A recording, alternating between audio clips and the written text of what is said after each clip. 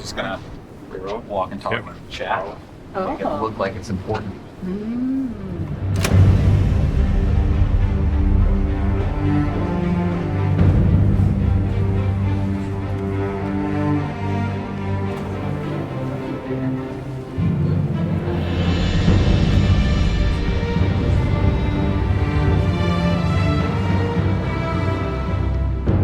Welcome, everyone, to the 2026 ESO Seasons Direct. I'm Susan Kath, and this is Nick Giacomini, and we are happy to be here with you today. A few months ago, we introduced everyone to Seasons. If you missed our stream, here's a quick refresher. Seasons are roughly 90-day windows that give us space to focus on what you've been asking for, like meaningful updates to combat, systems, and rewards, while still delivering the rich stories and exploration that make ESO feel like home. We want to make sure there's always something new and exciting happening in Tamriel. All seasonal content is free for anyone who owns the game. No gates or barriers, just hop in and play. Since we first talked about all of this in January, we've already introduced some of the changes with an update earlier this month. Things like the first round of player experience improvements, updates to the Dragon Knight class visuals, and more. And with today's show, we're going to go deeper in the details on Seasons 0, 1, and 2, our 2026 seasons, and some of our developers will be joining us to speak to these changes in greater detail. But as we said earlier this year, we very much want to shape the future of ESO with more community collaboration. And so we're very pleased to welcome some special community guests today to join us in roundtable discussions with our team. That collaboration is a big part of why this year feels so different. In addition to the many improvements that we just launched, with more coming throughout the year, your feedback has shaped this year's features, like solo dungeons and our first version of challenge difficulty. And we're pushing boundaries with new experimental offerings that expand ESO in ways you haven't seen before, like the Night Market, our new action-packed group zone that's coming in Season 0. We want to be more transparent with the community on what we're building, how we're thinking about things, and how we're using your feedback to build our Tamriel together. But now let's start the show, and we'll turn it over to Kira, Finn, and Wheeler to shed more light on the contents of Season 0.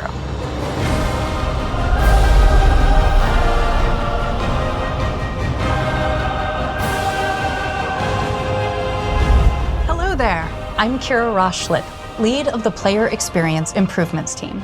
And I'm Mike Finnegan, Associate Design Director for ESO. And on behalf of the team here at ZOS, we want to welcome you all to Season 0. Season 0 is our first look at an evolving ESO experience.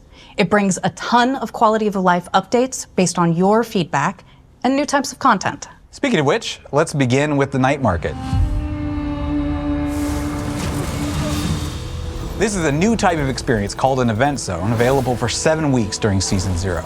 We have plans to bring it back later in the year and, depending on its reception, maybe add it permanently. It's encounter heavy with an emphasis on group play, but don't let that deter you from checking it out. Joining a group isn't required, so it's easy to hop in and play. The zone features multiple districts with unique aesthetics and many different types of activities. Calamitous world bosses, wandering trial level bosses, daring races, discoverable quests, unique relics to unlock, and a lot more.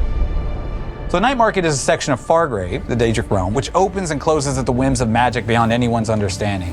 It's inaccessible when the market is closed, but when it opens, mortals and Daedra alike flock to the new districts in the hopes of scouring and finding new objects and items. Unique to the Night Market are factions. We have 3 NPC factions, and you will need to pick one to serve. Work together with your friends or other heroes to bring victory via quests and activities in the event zone. Rewards will be dished out to each faction based on performance. Which faction you choose will matter because at the end of the event zone, your faction will be rewarded based on how well it does. There are 3 factions, each with their own distinct methods and motivations within the Night Market. There's the Ruckus, the Bruiser faction preferring to rule through strength. The Glittering Goad, who has amassed great wealth from running all of the various auctions and stands within the Night Market. And finally, the Thousand Eyes, one of the oldest factions. They are the small, the insignificant, and thus the unnoticed. Each of the factions is competing with each other, and none are above using mortals to do their bidding. There are 3 districts within the Night Market, each with a distinct look, as well as a central hub called the Starlit Plaza. Each district has an associated relic that, once unlocked, will allow you to explore more and reach places previously forbidden. The districts are run by deadly creatures called Gilded, and are only reachable once the relic for that district has been uncovered. There are many rewards in the night market, spanning from temporary power gains to permanent cosmetics and unlocks. There's an awesome new house called the Knight's Den, which will be unlocked for free once players complete the initial quest. It has an entrance directly to the night market and new features inside. It's the perfect place to show off all your hard-earned loot. And that's not all. We have more rewards available for players that put their skills to work in the night market. While the night market is available for a limited time, it will come back with new twists in the future. And we can't wait for you all to play and let us know what you like and what we should tweak for future iterations. Well, this bruiser is ready to swear allegiance to the ruckus. 1,000 Eyes is going to take you down. Oh, we'll see. But as Finn mentioned earlier about tweaking and improving the player experience, the new player experience team is hard at work to improve your time in Tamriel. We want everyone from vets to first-timers to have an amazing time adventuring, exploring, and more. These quality of life updates are part of our mission to work with you, our players, to co-create your perfect ESO. Let's take a moment to review just some of what went live with Update 49. But first, why did we make these changes? We've heard your feedback and we agree. We need to not let outdated systems and bugs get in the way of the fun. Your time is valuable, so our first pass was to reduce unnecessary grind and friction that can bog down the experience. For example, we've tripled the efficacy of stable master training, so now you can do that 3 times as fast. We've reduced by nearly half the cost to upgrade both bag and bank. It's also critical for us to bring the game up to modern standards. Things like being able to respec for free in the menus, upgrade your bag in the UI, improve zone guide tracking, and our first change coming from last year's Guild Summit. You can now easily rep your guild without a tabard. For our customization endgamers, we've increased many furnishing limits, made all armor slots hideable, and improved outfit slots. These aren't one-off improvements, but rather an ongoing initiative where we continue to improve the game and deliver on long-requested features.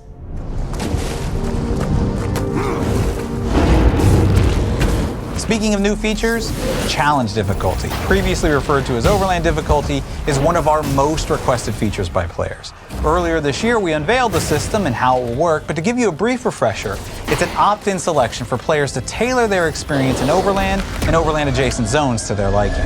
Think delves, public dungeons, story instances, and the like, but trials, dungeons, arenas, infinite archive, and the new night market will be exempt. You select one of 4 difficulties and will take increased damage and do reduced damage to monsters while gaining increased experience and gold based on your selection. As we mentioned, the system is built to be able to add to it in the future. This could take the form of new monster abilities, achievements, golden pursuits, in addition to increased or unique rewards. The system is completely opt-in, so no one will be forced into choosing a difficulty they don't want, and it will not affect the players you see and group with, as each choice is character specific. We're very excited to see players get their hands on this, test it out, put it through its paces, and give us feedback so we can see how best to tweak and adjust it in the future. You'll see it in game on June 8th during Season 0. We have some great updates surrounding combat and PvP that will release with Season 0 and future seasons. We'll leave it to our combat pro, Brian Wheeler, to share the details. Thanks, Kira and Finn. I'm happy to be here today talking about all things combat and PvP for Season 0 and beyond. In 2025, we started a massive PvP journey together, codenamed Vengeance. Thanks to everyone who's been participating and providing feedback for that. The Vengeance test campaign was a special rule set for serial PvP with altered versions of abilities and character templates that reduce the stress on the server, allowing truly large-scale battles with a smooth connection and minimal lag. This also lowers the barrier for many players getting into PvP by giving everybody equal footing with their abilities and their stats. Vengeance is an ever-evolving campaign and will be adding new perks and additional skill lines or altering abilities within the campaign.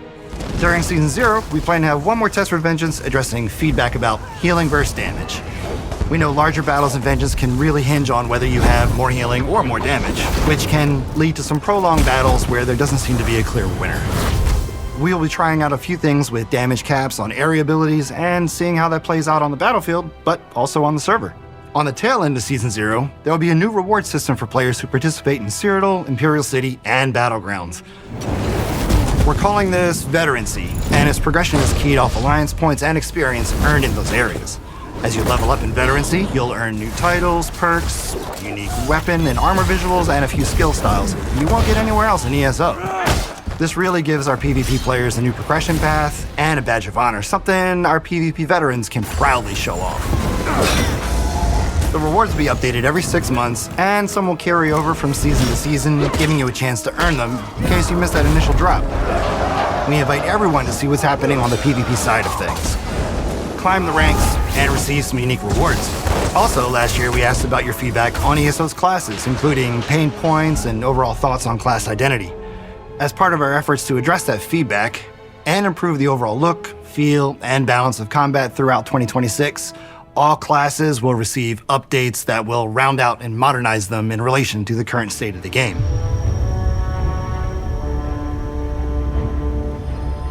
You may have already seen the work completed on the Dragon Knight in Update 49. This included the video and audio refresh for abilities, but also their functionality to reinforce the Dragon Knight's power fantasy being rooted in the earth and fires of Tamriel. Also note, players can earn a full set of blue skill styles for Dragon Knight abilities in Season 0. In U49, the two-handed weapon skill line has been updated with new effects, animations, and audio adjustments to really emphasize that weight and force. There'll be more changes to weapon lines in the future to update their animations and effects as well. We're also looking into reinforcing the power and capabilities for those who don't dip into subclassing by introducing a new class mastery skill line for each class, with a few passives that increase your capabilities in various roles like tanking, support, and damage. We'll be releasing more information about this as we go through the development of these new class skill lines. We'll have more updates for combat and PvP as we share details on future seasons. In the meantime, keep the feedback coming, and I'll see you on the battlefield. Back to Kira and Finn. Now that we've gone deep into features, let's talk about in-game events happening during Season 0. We'll kick things off with our Anniversary Jubilee event. This will lead into the launch of the night market. Then, to round things out, we will be bringing back the Zeal of Zenithar event. We've been working to find a balance with having our regular events, new ones, and refreshing the ones that exist to keep the game exciting and rewarding throughout. There's lots coming in Season 0. Did we mention that the launch was imminent? We'll see you all in Tamriel for our very first season very soon. Let's turn it over to Jason Barnes. Bye for now. But together. But together. But together. But together. Bye for now. Hey everyone, I'm Jason Barnes, Associate Design Director on the Elder Scrolls Online, and today I'm really excited to walk you through the new content that's coming with Season 1. The team's been really hard at work on a bunch of things that we can finally talk about in more detail, which really feels great. With the new season model, the content team is still focused on what we do best. It's stories with depth, interesting and beautiful areas to explore, and just more moments where you get to make choices and really mold the story to your character. But we're also taking a familiar type of content and giving it a new twist and adding even more new activities out in the world. The goal is really simple. Make Discovery feel exciting again and give you more fun stuff to run into while you're out there exploring. So, let's get into it. First up, the Thieves Guild is coming back.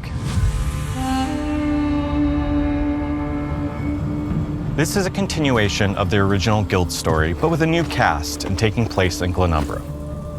You'll be teaming up with Quinn from the original Thieves Guild story as they try to expand into Daggerfall itself. But there's another group, the Kaldane Cartel, stirring up trouble in the shadows.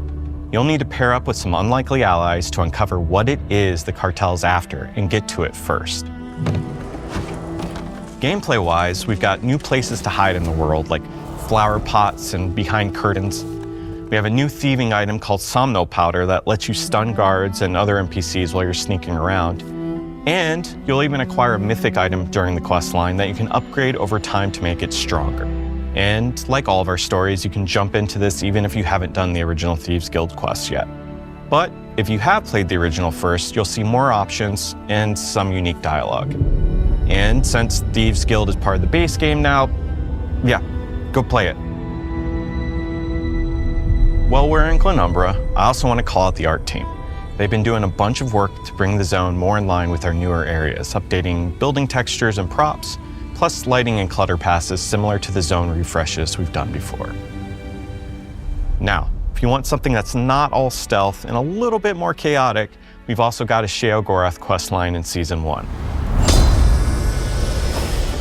It's basically Sheo deciding he wants to experience life as a mortal for a while.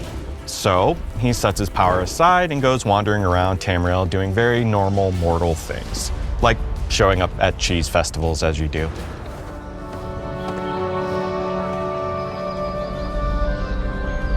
And of course, it turns into complete chaos. His powers start doing their own thing, people try to steal them, everything spirals, and it's just Sheogorath being Sheogorath. It'll take you all over the world across 6 quests, and it gets weirder and weirder the deeper you go. But quests aren't the only thing we've been working on. We've also been looking at some of our older ways of delivering content and figuring out a way to freshen them up. So, let's talk favors. Favors are a new take on daily quests. They're tied to specific characters and guilds, and they send you all over the world doing a mix of different activities. They're kind of an homage to the old hireling letters in the sense that each favor has an ongoing story that's attached to it. Every day, you complete a specific favor, you'll get a letter that continues that character or guild's narrative. And once you finish their story arc, you get a special reward that's tied to them. Something personal, like a self-portrait you can hang in your house. It's also a fun excuse for us to bring back characters you haven't seen in a long time and check in on what they've been up to. People like Tellinger the Artificer, Holgren One-Eye, and lots of others. And then there's something totally new. Rumors. Think of rumors as optional narrative scavenger hunts hidden out in the world.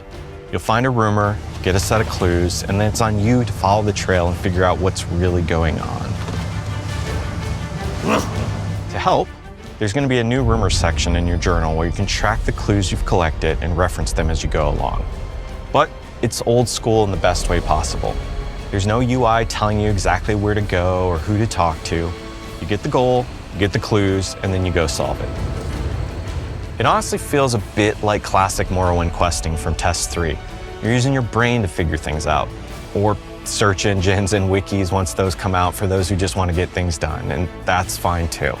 One final note on rumors is some even have multiple endings. You might think that you've solved it, but if you pay really close attention, you can uncover that there's a whole nother layer that changes how you see the whole story. Next up, because I have even more to talk about, dynamic world events. Dynamic world events pull from a few things we already know that players like. It's a combination of bigger public challenges like Hero Storms and Dark Anchors, as well as finding these interesting little moments that you stumble across out in the wild. Like the mage stuck in a bubble in Solstice, or the frog that just straight up eats a dude as you walk by them. Dynamic world events can pop up across the world. They scale based on how many players jump in, and they have several stages that you work through to succeed. And they're not just kill stuff until a boss spawns either. We've got different sizes of events and different goals within each of them. You might be rescuing animals in danger, or defending a farm under attack, or even teaming up to hunt down an epic vampire that's causing trouble all across the zone. And this is just the starting point. Dynamic world events aren't a one-and-done Season 1 thing. We want to keep expanding this system as we go forward, so keep an eye out. And finally, the last thing I'm going to cover today, because we've covered a lot, is something called the Sage's Vault. The Sage's Vault is this space between realms that safeguards Sage Vornet's most prized possessions, and it's something you're going to learn a lot more about during the new Thieves Guild story. To get in, you're going to need to track down nowhere keys all out in the world. You'll earn these by doing some of the new activities in Season 1, as well as some other means. Now, once you're inside, you're going to have 3 wings that you can tackle in whatever order you want. Each wing is made up of a series of rooms, and the order of those rooms, with some of the elements inside of them, are all randomized, so each run feels different and distinct. But here's the important part. This content isn't about damage numbers or perfect gear sets. Each room is built around puzzles, traps, stealth, and even some pretty wild traversal challenges that the team's cooked up. A big part of this experience is uncovering secrets in each of the individual rooms and then realizing how those secrets connect to the other rooms. The vault itself is one giant puzzle, and you're trying to piece it together over time to unlock its best rewards. And because we know randomization can get frustrating when you're trying to learn a space like this, we've built in a checkpoint style system as well. You'll be able to find maps that let you travel directly to specific rooms. So once you start to figure things out, you can be more intentional about what you're tackling next. It's experimental, it's full of challenges we haven't really done before, and we're really thrilled for players to get in and check it out.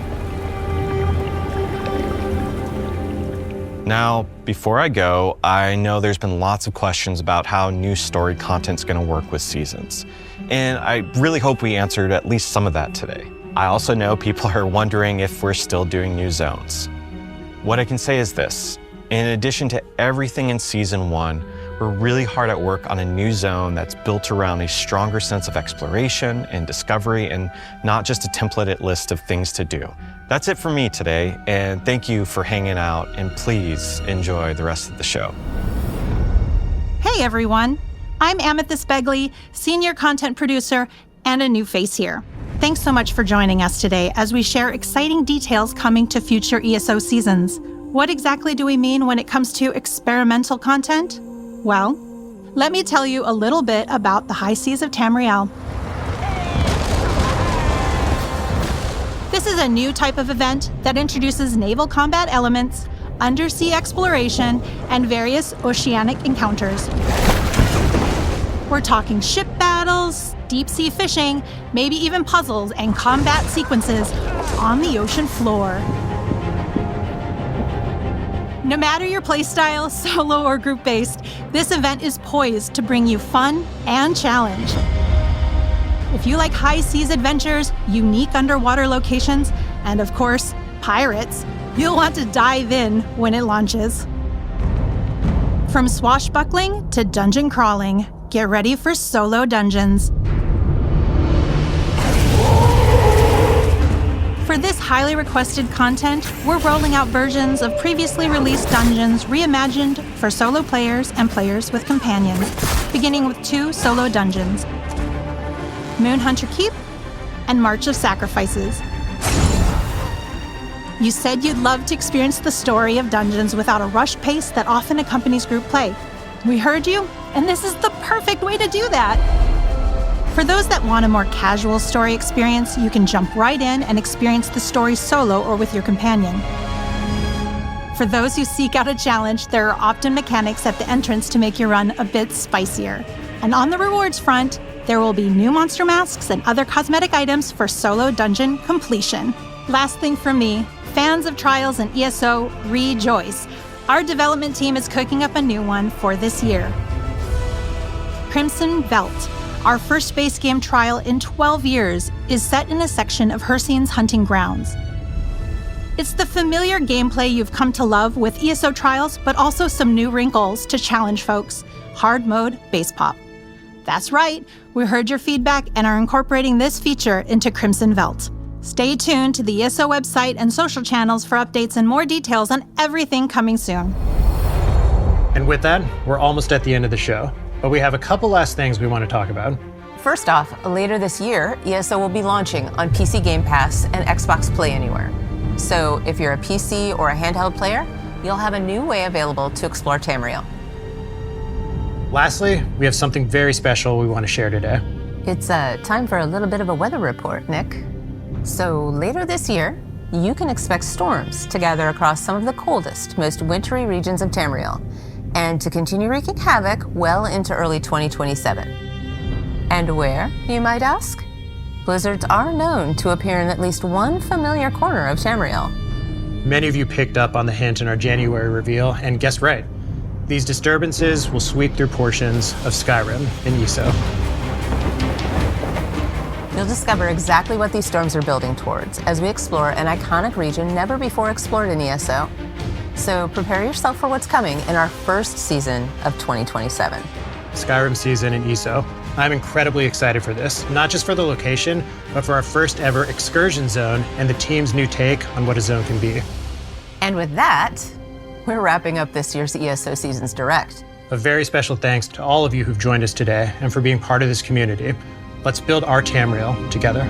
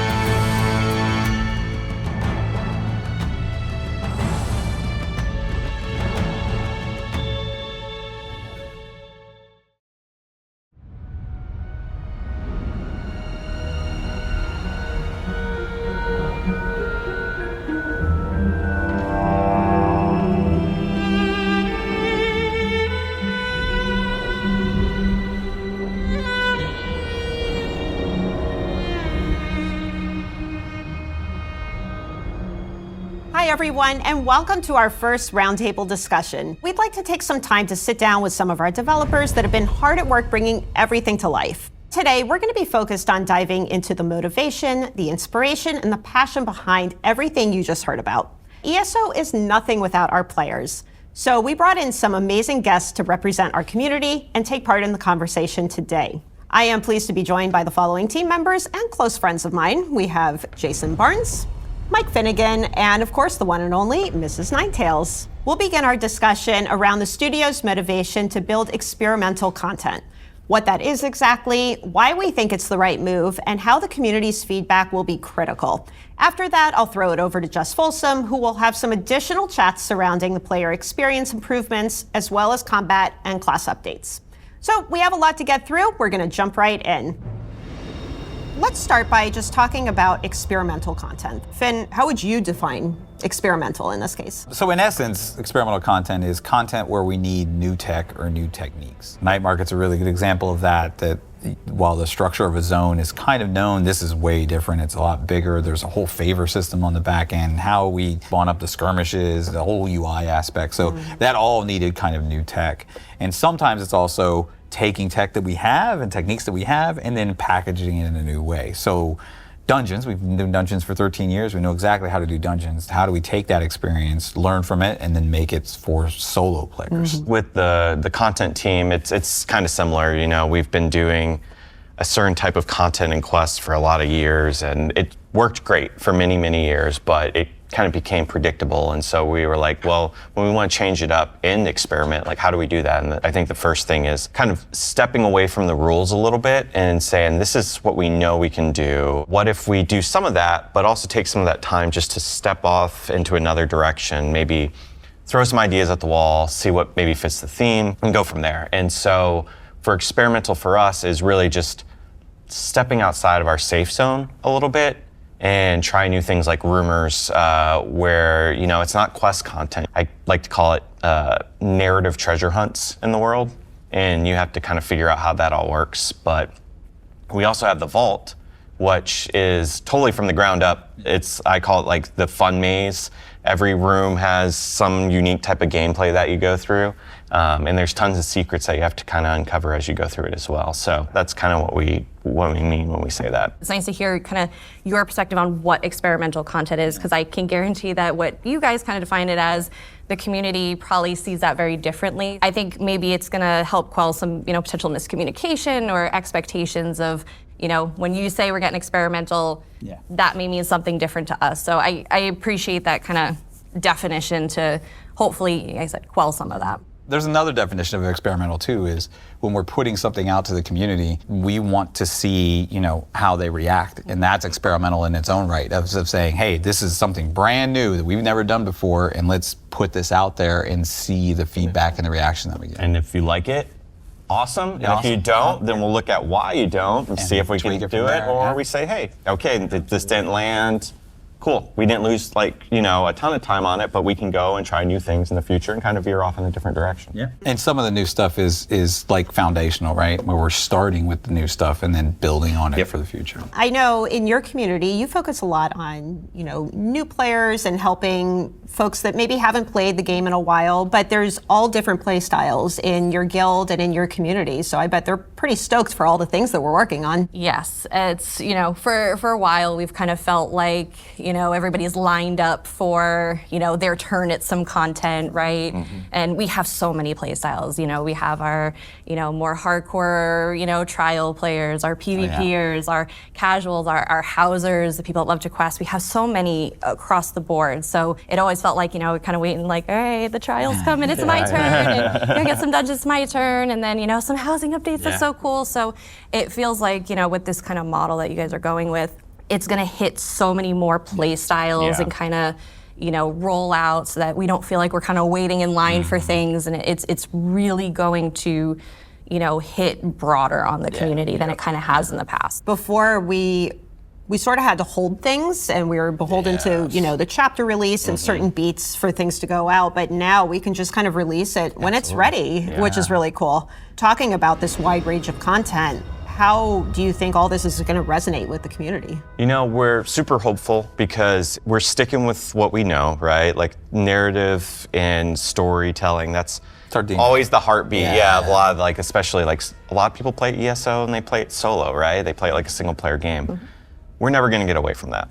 But I think we are also trying to just have more types of gameplay in general. It's definitely a delicate balancing act of appealing to the long-term fans that we have, but then taking maybe some of the experiences they've had and adding on to it. The night market's a good example. There's a lot of group kind of activities and stuff in there. Dynamic world events, if you're used to incursions or even random, what we call RDS, random distraction content, if you see that, this is another take on that and evolving kind of these experiences. One of the biggest things I've heard from the community, you know, my community, other communities, is that, you know, everybody's afraid, you know, on the roadmap, it gets put out, very high level. If they're not seeing something that fits their content style, they're worried that, oh my God, it's gonna go away, right? You know, we've definitely heard, you know, Zone was a big one, right? It's nice to hear that, like I said, we're not gonna stray from that, because there's so many people. Like I said, I've been around 12 years and I love what we do, but, you know, again, change is hard, right? You know, we've been doing something for so long, and,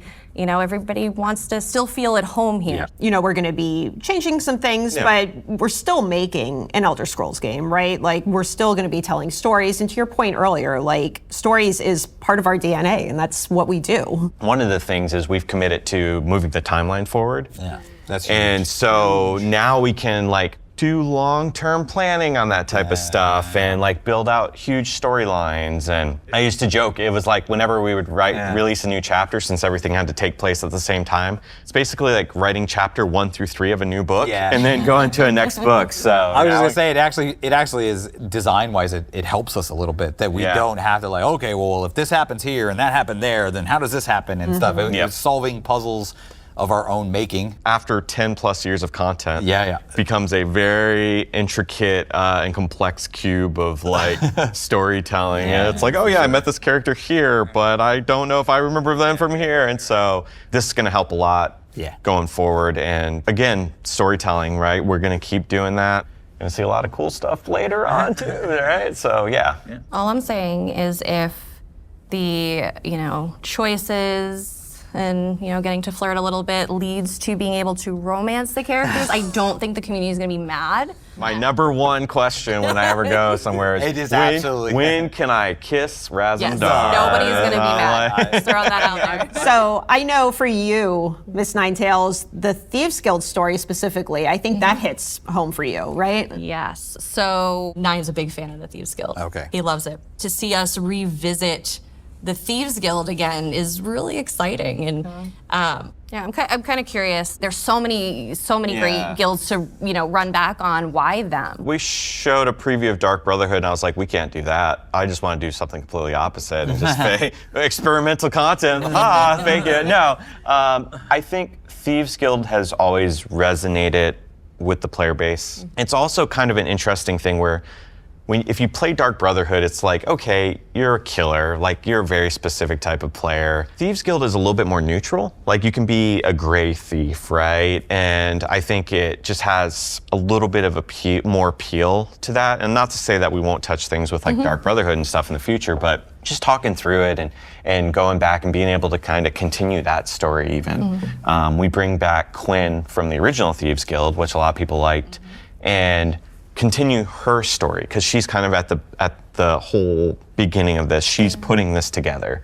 And so you're helping her out along the way, and we really like her character, and so we can base a story around it. And it just kind of organically fell in place that way.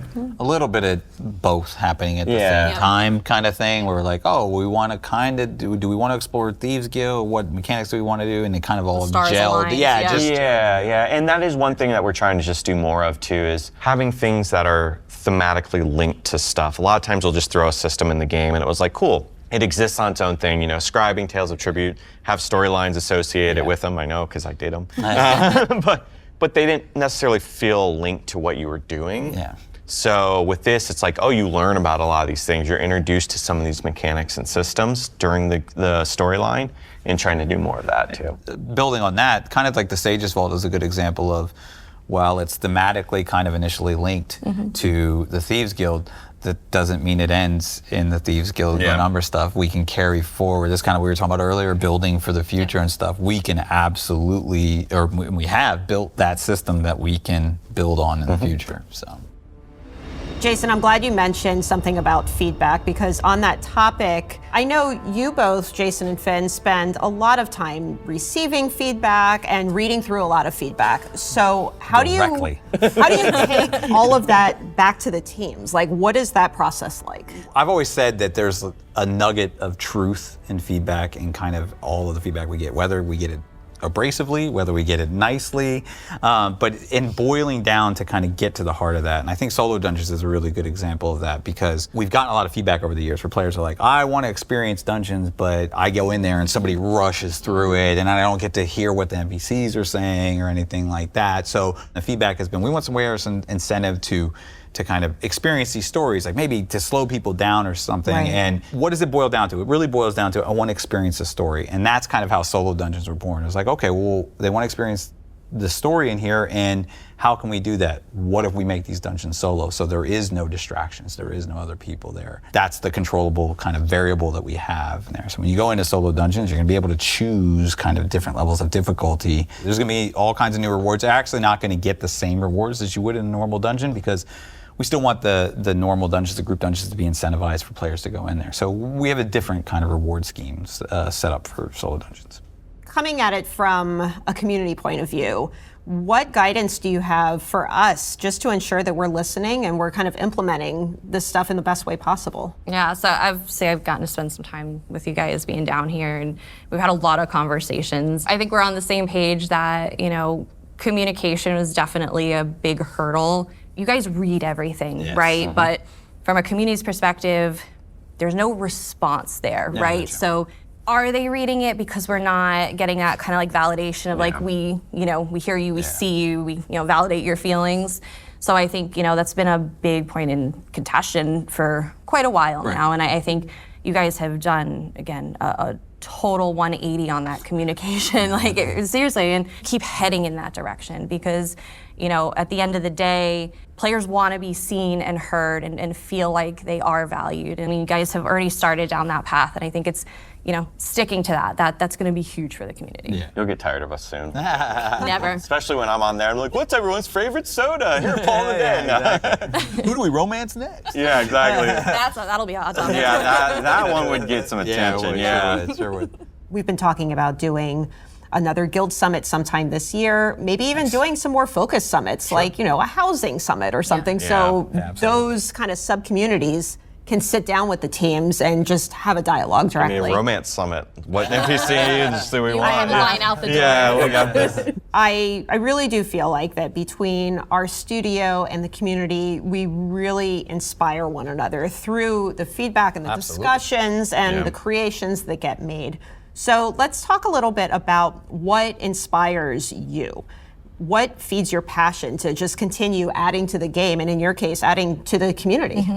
Yeah, so for me personally, we've been in the community for 12 years. ESO has been such a massive part of our lives, right? Like, it is so ingrained in our household. Something that Nine and I recently kind of ventured out on is we're actually starting a nonprofit. And we realized that, within our community, there's a lot of isolation, right? Gaming, you're online, it's anonymous.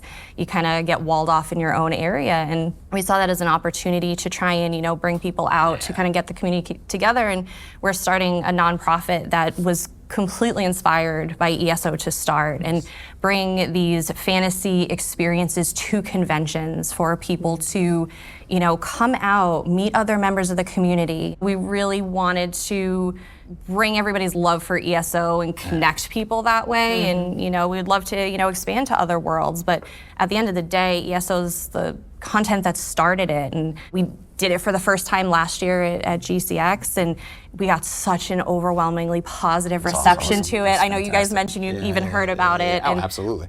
It's gone beyond just stream for us. Yeah. It's kind of like the lifeblood of what we do, and seeing player feedback and stuff. Feedback that we got from people at the tavern, for instance, in live, in person and stuff about what about rewarding golden experience, and it's like, okay, that gave us a nugget to kind of explore and see if that would kind of move the needle, and that kind of gets the process going and stuff. So yeah, a lot of that feedback is directly related to features that we're putting in the game. I mean, going to the tavern, some of the... I love it every year. That whole event in Germany is just so fun. And, the amount of guilds and community members that come out to that and just are enjoying themselves. If you get a chance to go. It's amazing. It's amazing. It's funny because you go to an event like that and there's times where you just kind of stand back. It hits you and you're just like, holy crap, our team helped build this. This is something that it's something we've put years and years of our life into, and to see this and just, it's very overwhelming. And when you get back, you want to share that feeling with the team because it is so inspiring, and it just gets you all fueled up and ready to go. It reinvigorates. And it's not only that, it's also we say the tavern and we go there and it's great and we're able to talk to community and stuff, but to see all the people that come there not to talk to us, for a lot of people at the tavern in particular, that's their once a year guild meetup. And they come from all over the world even to meet up with their fellow guildmates, and they all grab a table and they're able to hang out for the weekend and stuff. And to see that, yes, talking to the players is fantastic. We love to do that. But then to also see people just enjoying their guilds together is just fantastic. Yeah, and it's very reinvigorating to be able to kind of see that and experience that. I don't think you guys realize sometimes what kind of impact you've had. And like I said, I look back again, 12 years of my life. I said, this is 2 weeks short of, me being with my husband. This is the longest thing I've ever done in my life. And out of this, I've gotten my best friends. I've gotten my family. I'm going to be going to my second wedding for guild members. Nice. I don't think you guys realize how much you really do impact, without sounding too, cheesy, but kumbaya. Yeah, right. Where's the tissue? Yeah, but like I said, you guys did that. If it weren't for you, it wouldn't exist and we wouldn't have that. So Yeah, that's my sappy, you know. Oh, We appreciate it. We need a group hug after this. Well, this has been a really great conversation, and want to thank all three of you for your time and just sharing your stories and some insight. It's been really nice. But we have a whole nother roundtable to do, so we're going to pass things over to Jess to take it away over there.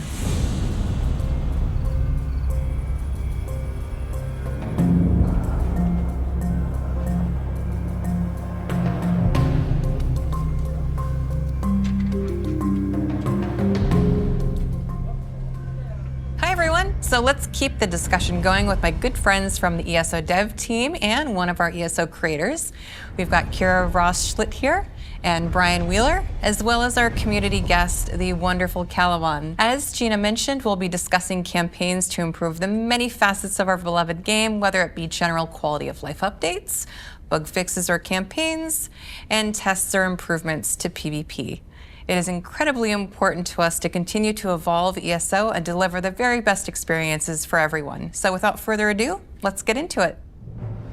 How has that evolution of gaming informed our seasonal approach and the future of ESO? Let's start with the short stuff. When people come to ESO, I really want to make sure that they're not being forced to spend time on these systems that feel outdated now, before they can really get to the part that they want to do, that they can play their way and have fun and focus on the good stuff. Like you said, the gaming landscape has changed, trends have changed, how we approach time and progression has changed, and we took that barrier out, so you don't have to port back to a shrine before you can do that. Keep going. Yeah.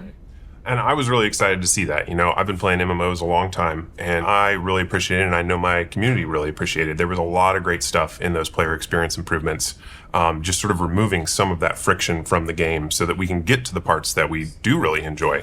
I'm honestly excited to hear more about how you're going to continue to approach that with seasons. We're really trying to make sure that we're respecting your time, not just in one particular area of the game. Like, it's going to be holistic that we're looking at your time spent. And again, with the progression system for PvP, that's just one of them that we're working on. I love hearing that too, right? So regardless of what type of PvP that I like to participate in, whether it's Battlegrounds or Cyrodiil, whether it's Vengeance or Greyhost, I can still work towards this system. Yeah, it's gonna be fun. I mean, you saw a sneak peek today. Yeah, I did, and I'm excited. It looks real cool, and I think it's been a long time coming as well, right? Yeah, I'm absolutely jazzed about it too. And like hearing everybody from the studio, like, yeah, let's go, let's get some more stuff in there. Like, starting with Vengeance last year, and everybody on board with it has been great, and the team's been all about it. So it's been a lot of fun. Well, I'm a sucker for collectibles. So, there you go. You'll get me back into Cyrodiil as soon as there's something new to collect. So. It's not only we want less friction, we want your time to be better spent, but we also want it to literally feel more rewarding, right? So the Tamriel Tomes, the Gold Coast Bazaar, all of these are really about making it easier to earn rewards in-game by doing the things that you want to do. And less grind. And less grind, right? And again, let's take a more holistic approach. Let's take out the things that are starting to feel perhaps a little outdated, like daily rewards, and move some of that into the tome so that you can have a more integrated experience. Also, I think it gives you more flexibility about when and how you want to engage. And less pressure.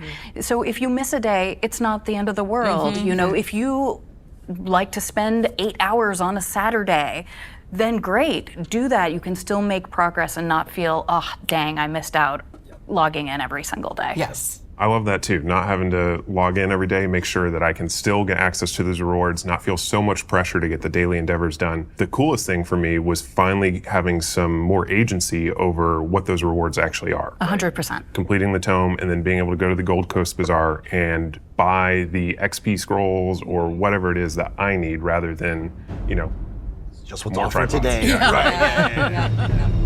How are we approaching these long-term campaigns, knowing that the goal is to improve the overall player experience in ESO? The DK came out in 49, Yep. and that was the start of this long haul. We really want to take our time, make sure we're doing this right, make sure that what we deliver, and I think, with the DK, everybody was like, that's really good. Yes, do more of that. Like when you saw the DK, that got you excited for the Warden or whatever else is coming up next. And I like that we're taking the time to give each class its own moment, which also internally gives all the teams that are working on that, the audio team, the visual effects team, the combat team, that same time to work together on any adjustments or improvements. Yep, and that's really key, like trying to make sure that every class has its chance to shine. And again, we're not gonna ignore the other class or balance points as we're doing this. We know that it's a live game. And as things crop up from build X or Y, we'll look at it and handle it, but we're trying to really make sure every class gets its spotlight. We're trying to take our time so that we can think about things holistically instead of hitting them as individual one-offs. Yeah.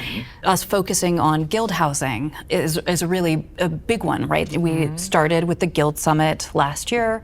We really wanted to get the feedback from the players. What are they most excited about? What are their biggest pain points? How can we best help support them, because they do such important, awesome work educating, getting people involved, and we need running events, right?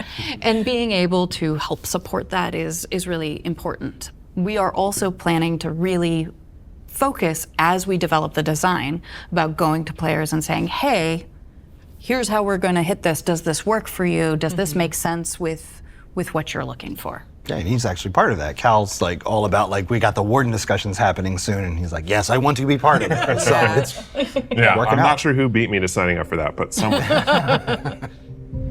So let's switch gears to talk about the player experience improvements that you and your team are working on. I will say, one of the things that I'm most excited about and love seeing is how we are utilizing PTS feedback more, and it's happening in real time. So I have a good example of that. With Update 49 PTS, we announced the housing furnishing limit increasing, and players were very excited to hear about that. But they asked a question that we hadn't thought about, and they said, with the furnishing cap increases, and you asked this too, Kalma. I did. What about the player cap increase for visitors in housing? Because they expected that to go with the furnishing increase. Makes sense. So we said, Kira, what do you think? Is this something that we could make happen? We have the ability to now even consider these things, right? We're not quite on this treadmill the same way anymore, and we have a team who's looking at these things. And so I, called all the experts and I said, what's the risk here?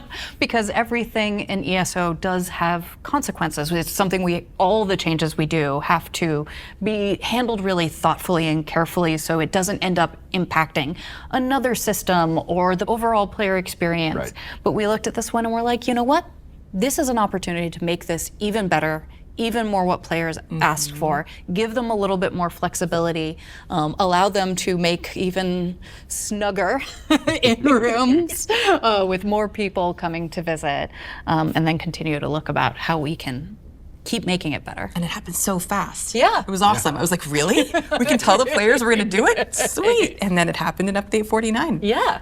Many things in ESO, if you change them, they have consequences. Yeah. Butterfly effect is real. Right. So we still have to be thoughtful about what we're doing, but taking those little wins that we can do, or the things that are easier and give that immediate return, let's do it. Yeah. I mean, it was a great list. It really read like, my personal, top 20 wish list of player experience improvements. I'm obviously very excited about the increased furnishing limits. I design a lot of houses in ESO and I can't wait to revisit those. But, like you were just saying, as soon as I realized what I would be able to do with an in-room, I realized that I was going to want to have more than one person come visit and check it out. So thank you for turning that around so quickly. It is awesome. And again, I know everyone in the housing community is going to be really excited. All right, so thanks. That was a good conversation about the player experience improvements. So let's just shift over to Oh boy. classes and combat for a bit. So It's like, all right, let the bullet the first wave start of these flying, went right? live Yeah. with the DK, with Update 49. So what is everyone looking forward to with these efforts? Directly in Season 0, the thing that I'm excited about finally getting out there is Vengeance being full-time, but also veterancy progression. So this is a new system that we're putting in where you're able to get rewards for PvP. And again, like we said earlier, doing it in Imperial City or Battlegrounds or any campaign. Right. Any Cyrodiil campaign. Any Cyrodiil campaign, right. So Grey Host, Vengeance, whatever campaigns we have up afterwards, it's going to be earnable through that with a combination of XP and AP earned. And you're going to get cool weapons and armor, not like, one like sets, but actual visuals. Right. So you can apply that to anything. A couple different skill styles as well that you won't be able to get anywhere else. But that is like, the gang is jazzed about that coming out. You're going to get new titles and all kinds of stuff, but the Warden on the class side, the crew is excited about that as well, for sure. We're trying to spread that theme around. Same thing with animals and for seasons or nature. So creating just sort of a more cohesive class kit, I guess. Yeah, very much like how Arcanist and Necro, their feel is spread throughout the entire skill lines. They have their specific tanking, DPS, and support line as well, but the feel of the Arcanist is holistic. Same thing with the Necro. But part of all that is tied to the feedback loop, but also just statistics that we've seen, all the data, like when we see who's subclassing and who isn't, we're using that data as part of these discussion points as well. Right. We are going to be introducing basically a new skill line for every class. We're calling it Class Mastery, where it's going to have some passives that sort of boost you up a little bit for whether you're DPS, tanking, or support. There's going to be a couple, broader passives that we have in there too. But it's going to be, another layer for the high end to be like, okay, how do I play as a DK or play as a Warden or play as a Templar? So it's going to be a case where this is going to evolve as well, because we're putting that out sooner than all the other classes are getting done. So this is going to be a case where these mastery lines are going to evolve, and they're going to exist beyond the refresh. We're going to keep, analyzing and seeing what people are doing.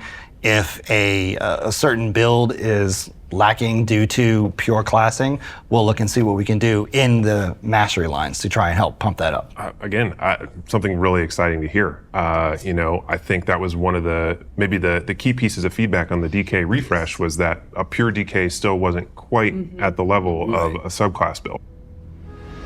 How do you think that we are positioned to garner attention back to players who may not have played in a while, and we'd love to have them come back and give it another shot? Many ways, we hope.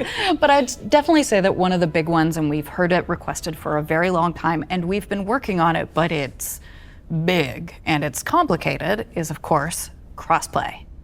I think it is important to say crossplay is not coming in 2026. Yes, yes. But we are working on it. We are making good progress on this. And this is something that is really important to us. And we also want to make sure that we do it in a way that feels good, right? We're also really looking at how ESO can be overwhelming for everybody. Quest markers everywhere. Yeah, right? 10+ years. Right. All these systems layered on top of each other. So we're going to be looking at things like, we have Heroes Return for people who've been away for a while. We're doing some updates to that. We're doing one for new users that sort of kicks in after Cold Harbor and helps sort of lead them along a little bit. And one of the other ones we're looking at is trying to smooth out the experience from level 50 to CP 160. Right? So really looking at how can we make it easier to come back into ESO if you've been away a while, and also just make it easier if you have friends for them to just join and play, right? That's great. I know anybody who's played an MMO or even oh my God, coming back. Yeah, you're honestly, like, what do I do? A more complicated game, especially with something that has a 10+ year history, you come back after not playing for a year or more and you're like, oh my goodness. Yeah. Right. Where did I leave? What are these quests? What's in my inventory? So this is all really great. Right. That accessibility is really awesome. Whether it's PvP or PvE or just figuring out the systems, I know how overwhelming it can be because I see those people show up in my Discord or in my guild, and some of the questions seem really, mundane, but we've been playing for forever. Right. So, exactly. I think we're all subject to our own bubbles in some way there, right? I'm honestly just impressed with the overall volume of the player experience improvements and a lot of the stuff that's coming. I know, some of it isn't necessarily the kind of thing that makes the back of the box, I like to say, but I think it makes a big difference to players in the game, and I'm just really excited to see what's next. As we're working through this seasonal content, why do you think it's more important than ever for ESO to focus on community? It's interesting from the player perspective and the creator perspective because we are all invested in this game right alongside you guys. So much. Yeah. Yes. Obviously, as a YouTube channel, I want people to play the game. I want people to watch the videos. And so I want ESO to grow and thrive. And I want it to grow as much as it can. I want more features and more stuff and, more houses to collect. And so I think a lot of players feel that. And that's why they're so passionate about it, right? They have great ideas and they obviously want to see it at the table and they want their voices heard. Yes. And, it's very personal, right? So many of us are players ourselves, and we run into these same friction points and pain points that our players do. And because we were on that, chapter treadmill, it was really hard to pull the time out to be able to focus that way. But this game is not for us, it's for the community. Yes. And so being able to deliver on these long requested features, to fix the things that are driving them nuts that aren't meant to be that way. It's incredibly heartwarming to get to see the reception to these changes, but it's also, it gives us more power to want to keep making it better and stronger, so that ESO can be that 30-year game that we talk about. One of the things that got actually brought up today in the team chat, somebody said, well, if the players are getting excited, then that makes me excited to do more work. Yeah. And that's infectious. And anytime we can either give more background or more details, like earlier today, talking about actual metrics that we can talk about with people, like showing the graphs for vengeance, like people being able to see like the why we do the decisions and being able to explain it is really exciting. Oh my God, yeah, it's really exciting to be able to bridge that gap as opposed to just being, well, we did it. And people are like, well, why did you do it? And then we can explain it more, and I think that's really cool. Don't leave me to my own device. Don't leave me to my own devices. All right. Well, I think that is a wrap. So Brian, Calamon, and Kira, thank you so much for joining and taking the time to chat today. It's been a pleasure talking with you all, and we hope you all enjoyed this and have a great evening. We will see you in Tamriel. Why did I say have a great evening? Because it's dark outside. I know. I know.